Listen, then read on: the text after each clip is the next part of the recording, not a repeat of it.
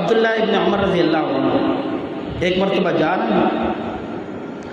اور ایک جگہ سر کو یوں جھکایا اور پھر سیدھے ہو گئے۔ کسی نے پوچھا کیا ہوا، کوئی تکلیف ہوئی؟ کسی خیالوں میں بیٹھے ہوئے تھے؟ کہا نہیں، ایک وقت تھا محبوب یہاں سے گزرے تھے تو یہاں ایک درخت تھا، محبوب جھک کے گئے تھے، آج کئی سالوں بعد اسی راستے پہ عبداللہ ابن عمر گزر رہا ہے، اگرچہ وہ درخت یہاں پہ موجود نہیں ہے لیکن اس محبوب کی ادا میرے دل کے اندر موجود ہے، اس لیے میرا جی چاہا کہ میں اپنے سر کو جھکاؤں اور پھر سیدھا کروں۔ اتنا آپ صلی اللہ علیہ وسلم کے مبارک طریقوں کو وہ ڈھونڈ کر اپنی زندگیوں کے اندر لایا ہے، اور آپ صلی اللہ علیہ وسلم کے محبت کا تقاضا بھی یہی ہے کہ آپ صلی اللہ علیہ وسلم کے ہر سنت پر عمل کیا جائے۔ یہی ربیع الاول کا پیغام ہے۔ آپ صلی اللہ علیہ وسلم کی ولادت ہوئی، بعثت ہوئی، نبوت ملی، اسی وجہ سے لوگوں کو سیدھے راستے کے اوپر لگایا جائے اور لوگ وہ ظلمتوں کے اندھیروں سے نکل کر وہ ایمان کی روشنی کی طرف آئیں اور جنت کے راستے پر چل پڑے، اور وہ راستہ تبھی ممکن ہے جب رسول اللہ صلی اللہ علیہ وسلم کے ذات اقدس کو ہم نمونہ بنا کر اس کے مطابق اپنی زندگی گزاریں گے۔ اب اس کا فائدہ کیا ہوگا؟ آپ صلی اللہ علیہ وسلم کی اتباع سے ہمیں فائدہ یہ ہوگا کہ ہم سنت محبوب کی ادا کرتے جائیں گے۔ اللہ کو وہ اپنے محبوب کی ادائیں آج 1400 سال کے بعد بھی جب پسند آتی جائیں گی، اچھی لگتی جائیں گی، تو پھر اللہ پاک ہمارے لیے کامیابیوں کے فیصلے بھی اتارتے جائیں گے۔ اور کوئی بھی عمل کرنا ہو، بہت سے لوگ یوں سمجھتے ہیں کہ شاید عبادات میں آپ صلی اللہ علیہ وسلم نے ہمیں بتایا کہ یہ طریقہ اختیار کرنا ہے، عبادات سے ہٹ کے جو ہم اپنی زندگی گزارتے ہیں ہم اس کو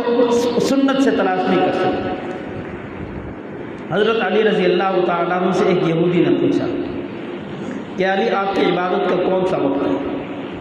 آپ بیٹھے اور بڑے اطمینان سے جواب دیا، فرمایا ہماری عبادت کا وقت، کوئی عبادت کا وقت متعین نہیں، ہماری 24 گھنٹے کی زندگی مکمل کی مکمل وہ عبادت ہے۔ وہ حیران ہوا، علی آپ لوگ سوتے نہیں ہو کیا؟ آپ لوگ کھانا کھاتے نہیں ہو کیا؟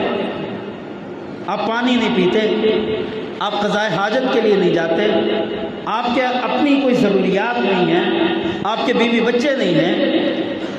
آپ کیسے کہتے ہیں کہ ہم 24 گھنٹے عبادت کے اندر رہتے ہیں؟ تو آپ نے فرمایا کہ تمام ضروریات ہیں ہماری، ہم سوتے ہیں تو اپنے محبوب کے مبارک طریقے کے مطابق سوتے ہیں، ہم اٹھتے ہیں تو محبوب کے طریقے کے مطابق اٹھتے ہیں، ہم چلتے ہیں تو محبوب کے طریقے کے مطابق چلتے ہیں، ہم مسجد میں قدم رکھتے ہیں تو محبوب کے طریقے کے مطابق رکھتے ہیں، مسجد سے نکلتے ہیں محبوب کے طریقے کے مطابق نکلتے ہیں، ہم بیت الخلاء میں جاتے ہیں تو محبوب کے بتائے ہوئے طریقوں پر عمل کرتے ہوئے جاتے ہیں۔ اس لیے ہم جو عمل کرتے ہیں، خواہ وہ ہمارا اٹھنا ہو، بیٹھنا ہو، چلنا پھرنا ہو، ہماری گفتگو ہو، ہماری بول چال ہو، ہمارے اقوال ہو، افعال ہو، کوئی بھی عمل ہو، طریقہ جب محبوب کا ہوتا ہے تو پھر وہ ضرورت تو ہماری ہوتی ہے مگر اس طریقے کی وجہ سے ہمارا وہ عمل بھی عبادت بنتا ہے۔ آپ صلی اللہ علیہ وسلم کی اتباع،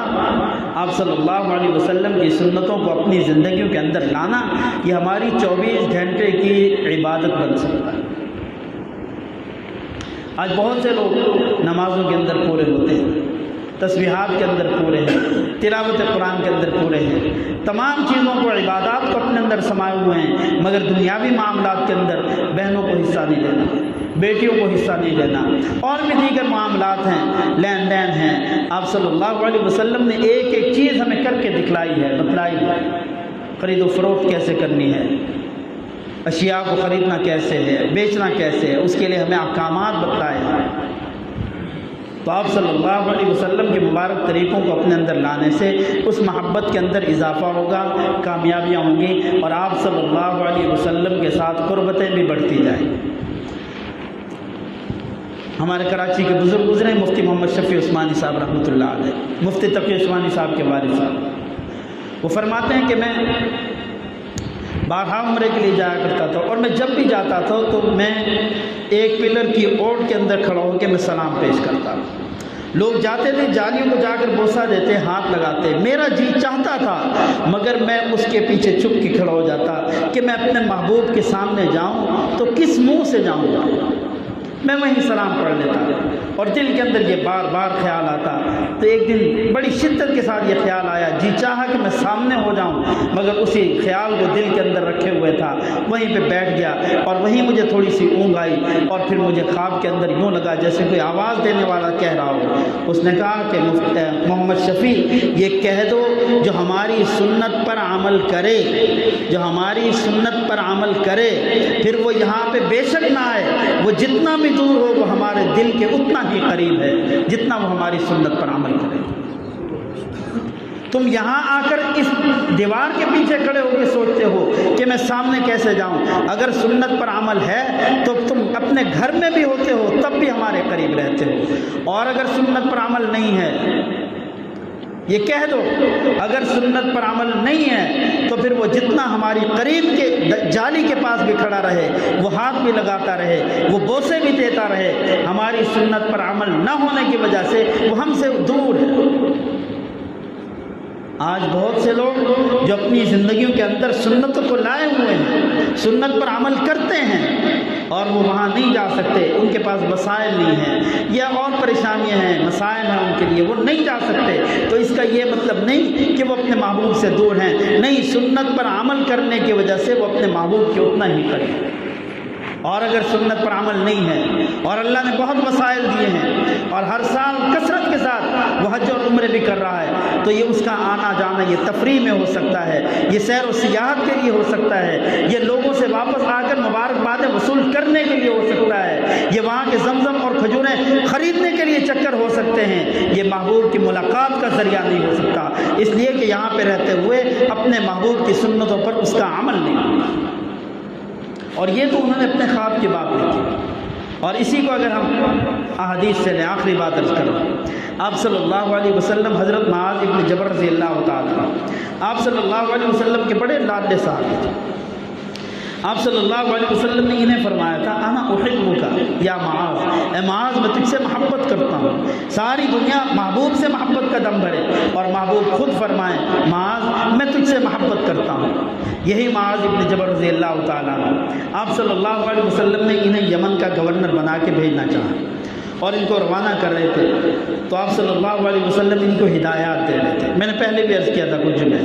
آپ صلی اللہ علیہ وسلم ان کو نصائح کر رہے تھے، اور یہ فرماتے ہیں کہ یوں لگ رہا تھا جیسے آپ صلی اللہ علیہ وسلم مجھے آخری مرتبہ یہ نصیحت کر رہے ہیں، اتنی توجہ کے ساتھ، اور میری سواری کی مہار کو پکڑے ہوئے۔ آپ نے خود فرمایا سواری پہ بیٹھو،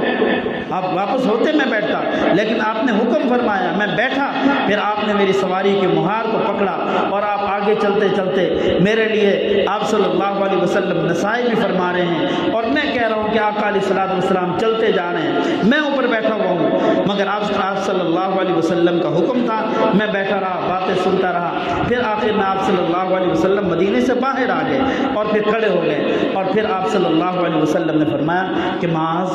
تو یہاں سے جا رہا ہے، یہاں سے جا رہا ہے، ہو سکتا ہے کہ تو واپس آئے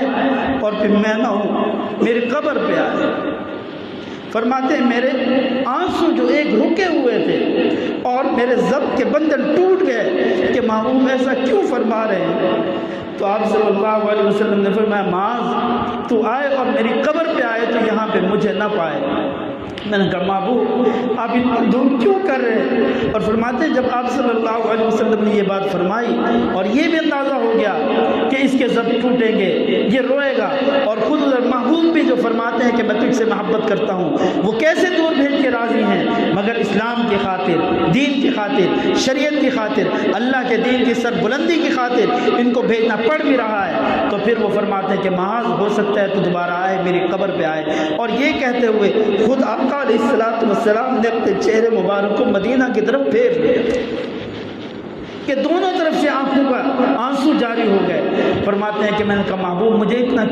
دور کیوں بھیج رہے؟ اللہ کے محبوب نے فرمایا معاذ اگر میری سنت پر تم عمل کرتے رہو گے تو تم یمن جا کر بھی میرے دل کے اندر ہو، اور اگر میری سنت پہ عمل نہیں تو یہاں مدینہ میں بھی رہ کے ہم سے دور۔